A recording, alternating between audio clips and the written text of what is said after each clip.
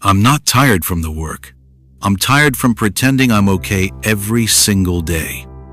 Tired of smiling when my soul wants to scream. Tired of moving forward when there's no ground beneath my feet. And the scariest part? There are days when I can't remember what I'm even living for anymore. The alarm goes off at 5:30 a.m. I silence it before it wakes my wife.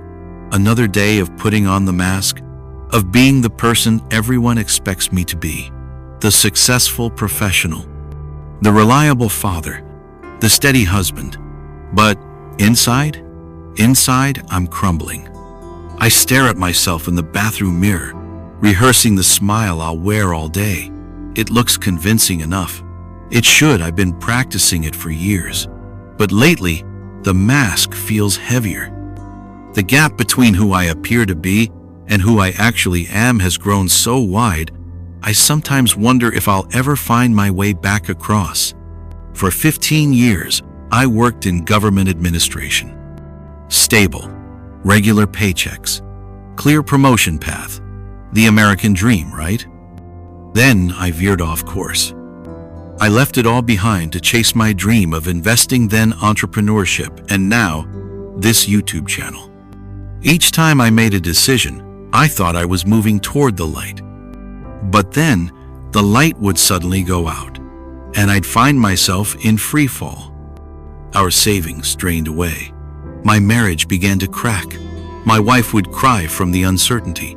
My son asked me, "Dad, do you still have a job?" A question so innocent, yet it cut like a knife. You see, I wasn't just some reckless dreamer. I had an MBA from Northwestern. I'd built a respectable career. People in my community looked up to me. My parents bragged about their son, the government official with the secure pension. And I traded it all for what? A YouTube channel where I talk about personal transformation? Where I expose my failures? My father-in-law didn't say it, but his eyes did. I trusted you with my daughter's future. Let me take you back to how it all began. I was 42, sitting in my office at the Department of Transportation in Washington, D.C., staring at a plaque commemorating my 15 years of service.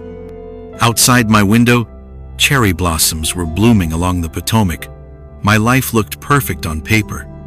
But inside, I felt like I was dying by inches.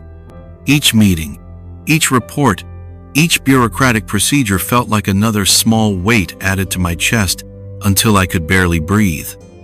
I'd wake up at night in a cold sweat wondering, is this all there is? Then came the crypto boom of 2017. A colleague had quadrupled his investment. I started small, just a few $1,000s, but the returns were intoxicating. For the first time in years, I felt alive. I was making decisions that mattered, that had immediate consequences. 6 months later, I resigned from my government position. My boss thought I was having a midlife crisis. My wife was supportive, but concerned. "Just make sure we keep the health insurance," she said. I promised her I knew what I was doing. I believed it. Fast forward 8 months. The crypto market crashed. I'd expanded into other investments, leveraging our savings. When the dust settled, we'd lost 70% of our net worth. But instead of returning to government work, I doubled down. "I'll start a business," I told my wife. "Something tangible, not speculative."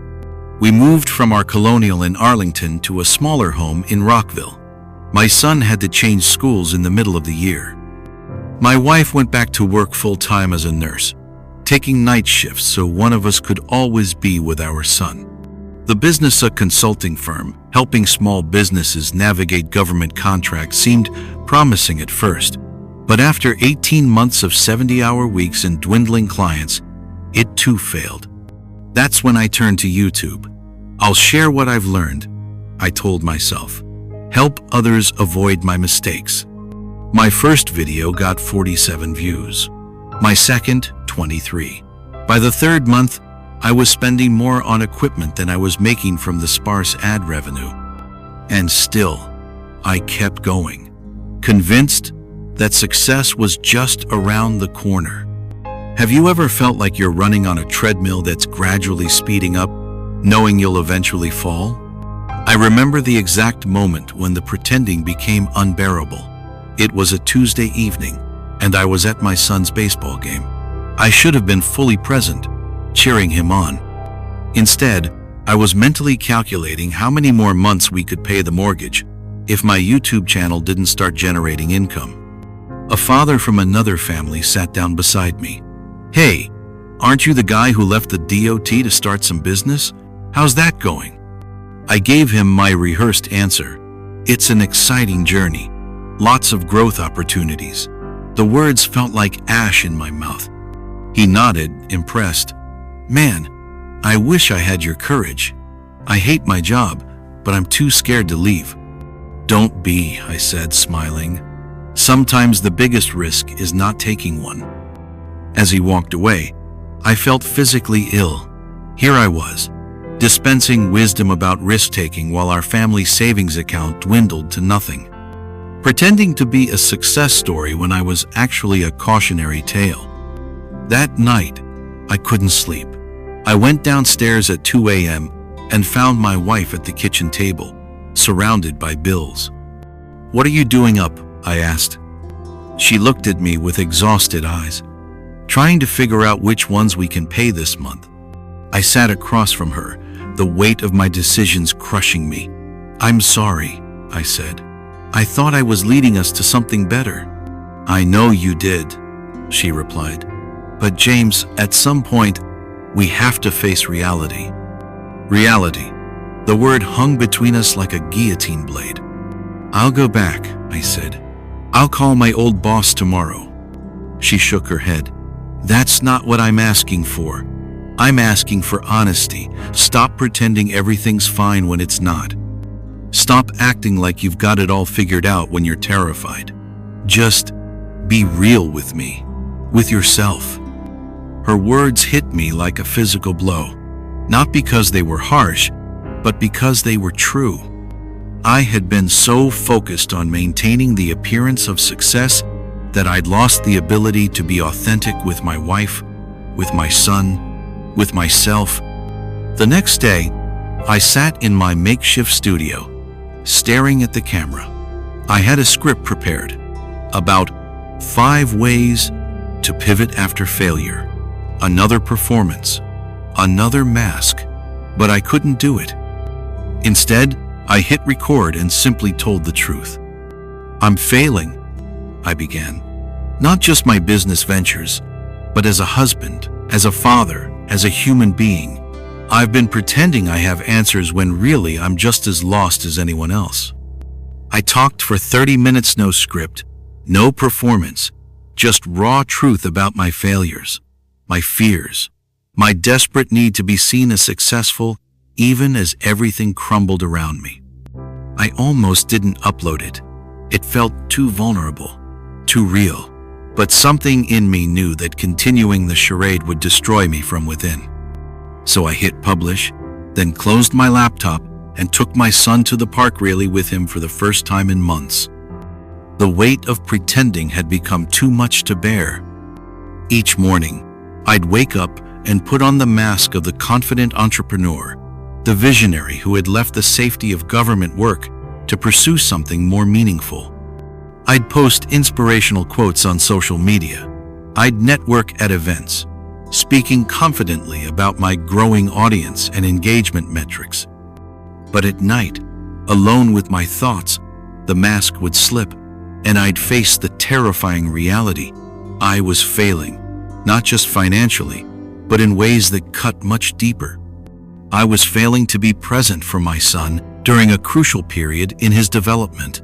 I was failing to be a true partner to my wife, who had supported my dreams even as they dismantled our security. Most of all, I was failing to be honest with myself about where this path was leading. The American narrative of entrepreneurship celebrates the risk-takers, the disruptors, those willing to bet everything on their vision. We lionize the Steve Jobs and Elon Musks, focusing on their eventual triumphs while glossing over the toll their single-minded pursuit took on their relationships, their well-being, their humanity. I had bought into this narrative completely. I saw myself as the hero of my own story, the man brave enough to leave the safety of the known for the promise of something greater. What I couldn't see was how this narrative was destroying me from the inside out, how the gap between the story I was telling and the reality I was living was growing wider by the day. The video I uploaded, the raw, unscripted confession of my failures, received more views than anything I'd ever created.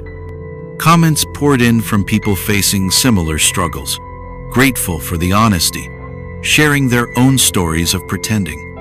Thank you for saying what I've been afraid to admit. I thought I was the only one feeling this way. Your vulnerability gave me permission to be honest with myself. It wasn't the success I'd imagined, but it was something more valuable. Connection. Authentic human connection based on shared struggle rather than polished performance. This unexpected response led me to a profound realization.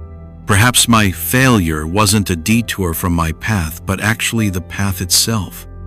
Perhaps the lessons I was learning through my mistakes were precisely what I was meant to share with others. During a meditation session, when the anxiety was so thick I could barely breathe, I remembered something I'd read. Letting go isn't giving up. Letting go is stopping the self-inflicted pain. I had been clinging so tightly to the idea of success that I was willing to trade my wife's peace of mind, my son's trust, and even my own ability to take a normal breath. I thought I was failing because I made wrong decisions. But that wasn't it. I was suffering because I refused to look directly at the consequences with mindful acceptance. In Buddhist philosophy, they call this ignorance in action and ignorance after action. When we make a decision from a place of craving or aversion, that's the first ignorance. When we refuse to fully acknowledge the results of that decision, that's the second ignorance. Have you ever noticed how much energy it takes to deny what's happening? To keep insisting you're fine when everything is falling apart? I was spending more energy avoiding the reality of my situation than it would have taken to simply face it. What if you're doing the same right now? What if the exhaustion you feel isn't from your circumstances, but from your resistance to them? The Buddha taught that suffering comes not from pain itself, but from our relationship to pain, from our desperate attempts to avoid what is already here. I had created a narrative where I was the visionary, the risk-taker, the one brave enough to chase his dreams. But beneath that story was a man terrified of admitting he might have made a mistake. What stories are you telling yourself that keep you from seeing what's really happening? Western culture celebrates the entrepreneur who risks everything. We idolize the Steve Jobs and Elon Musks who defied conventional wisdom. We're told to fail fast, fail often. But what we don't talk about is the cost of that failure, not just financially, but emotionally, relationally, spiritually. The Eastern approach offers a different perspective. In Zen Buddhism, there's a concept called beginner's mind, Shoshin, approaching life with openness and without preconceptions. I had lost that. I was so convinced I knew the path to success that I couldn't see the damage I was causing along the way. The Tao Te Ching teaches that the soft overcomes the hard. I had been trying to force my way through obstacles, to bend reality to my will. But true strength, I was learning, sometimes comes from yielding, from accepting what is. I remember sitting in our small kitchen at 2 a.m., bills spread across the table, trying to figure out which ones we could pay that month. My wife came in, wrapped in her robe, eyes heavy with sleep. "Come to bed," she said. "I can't," I replied. "I need to figure this out." She sat beside me and took my hand. "You know what I miss most? Your laugh. You used to laugh all the time." I couldn't remember the last time I had laughed, really laughed. Not the forced chuckle I'd use in social situations to maintain the illusion that everything was fine. That moment was a turning point. Not because anything externally changed, but because I finally saw the truth. I had been so focused on chasing an external definition of success that I'd lost the very things that made life worth living.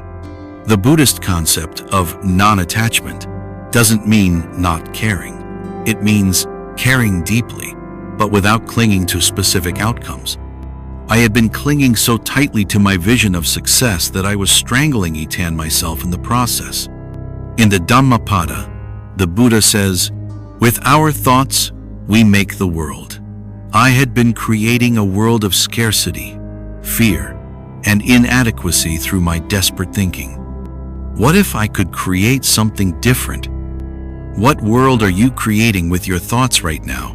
The video I uploaded, the raw, unscripted confession of my failures, received more views than anything I'd ever created. Comments poured in from people facing similar struggles, grateful for the honesty, sharing their own stories of pretending. "Thank you for saying what I've been afraid to admit. I thought I was the only one feeling this way. Your vulnerability gave me permission to be honest with myself." It wasn't the success I'd imagined, but it was something more valuable. Connection. Authentic human connection based on shared struggle rather than polished performance. This unexpected response led me to a profound realization. Perhaps my failure wasn't a detour from my path, but actually the path itself. Perhaps the lessons I was learning through my mistakes were precisely what I was meant to share with others. The Zen teacher Charlotte Joko Beck writes, "What makes it unbearable is your mistaken belief that it can be cured." I had been treating my situation as a problem to solve, rather than an experience to be lived through mindfully. In traditional Buddhist teaching, there's a concept called the second arrow. The first arrow is the pain that life inevitably brings: disappointment, failure, loss. The second arrow is the suffering we add through our resistance, denial, and self-judgment. The first arrow may be unavoidable, but the second is optional. I had been shooting second arrows at myself daily. Not only was I dealing with the reality of financial hardship and career uncertainty, but I was also punishing myself for it, hiding from it, and exhausting myself trying to outrun it.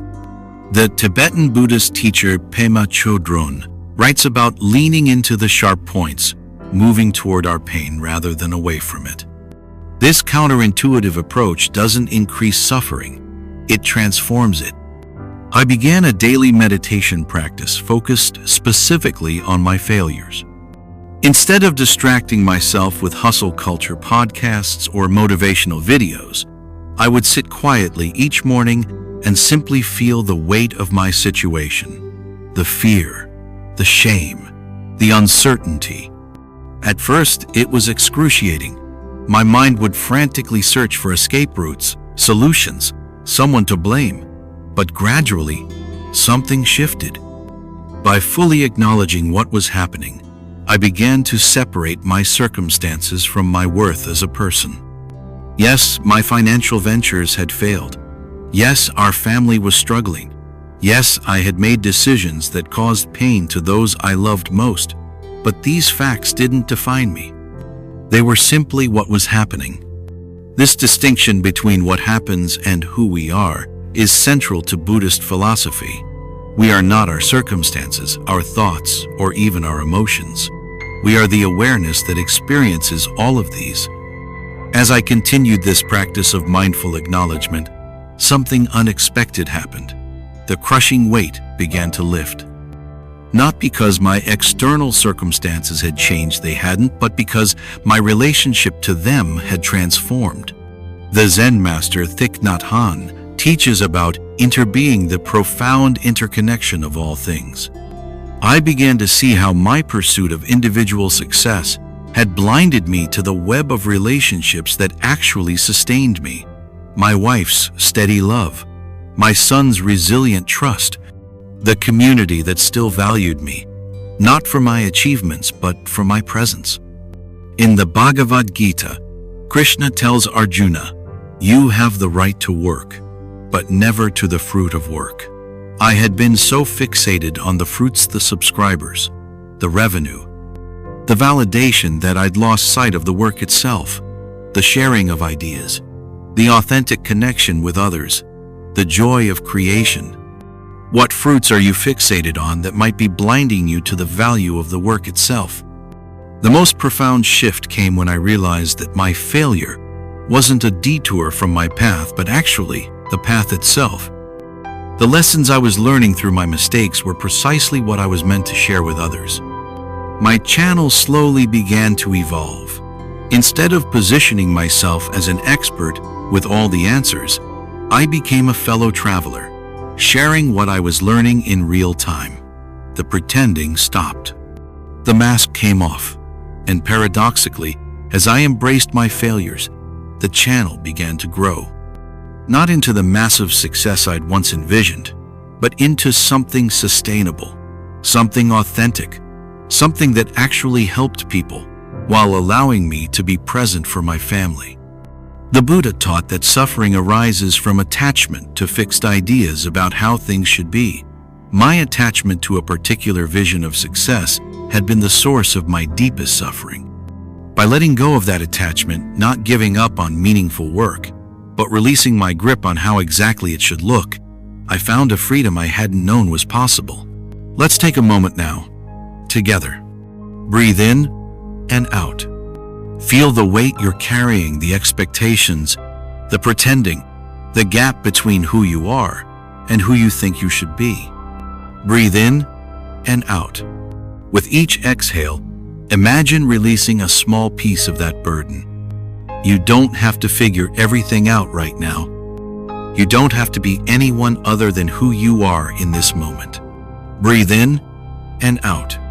Notice the sensations in your body, the tightness, the tension. These are not just thoughts, they're physical manifestations of your resistance to what is.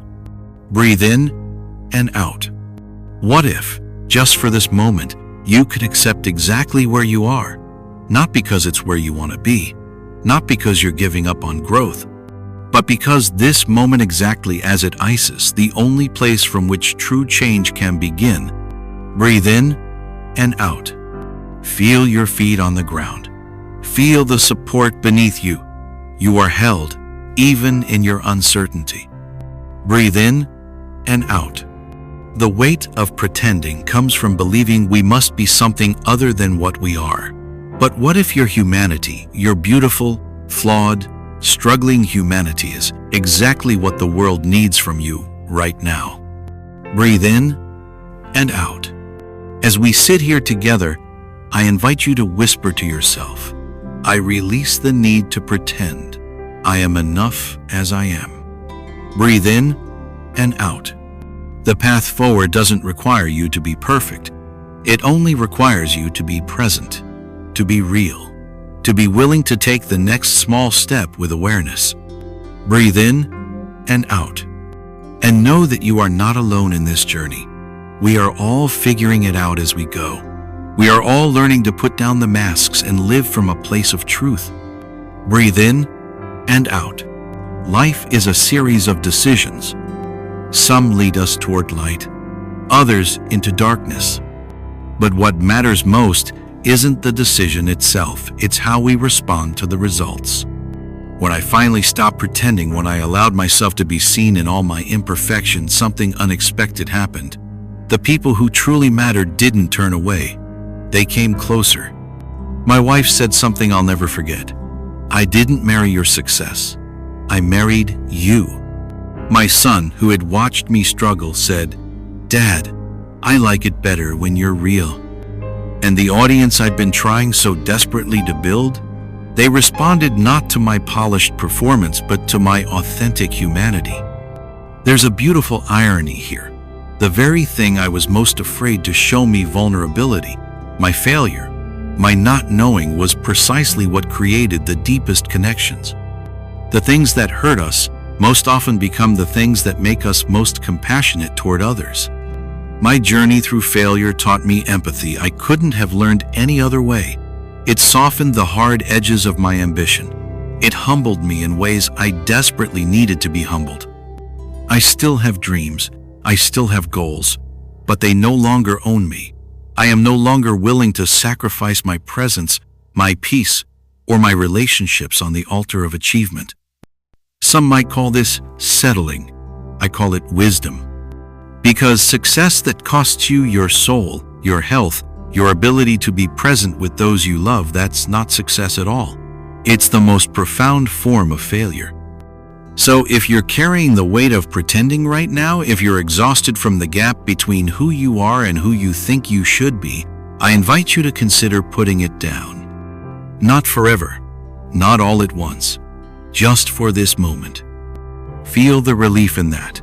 Feel the possibility. And know that your worth has never depended on your performance.